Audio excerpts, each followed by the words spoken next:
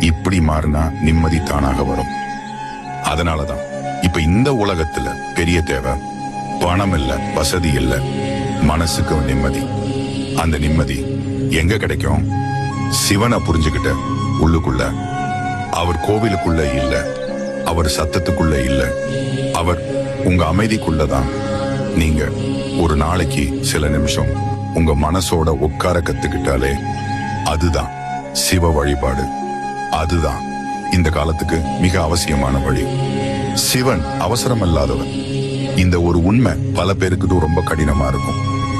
ஏன்னா இப்ப இருக்கிற மனிதன் அவசரத்துலதான் வாழ்றான். வலி வந்தா உடனே தீர்வு வேணும், கஷ்டம் வந்தா உடனே மாற்றம் வேணும், கண்ணீர் வந்தா உடனே நிம்மதி வேணும். ஆனா சிவன் அப்படி இல்லை.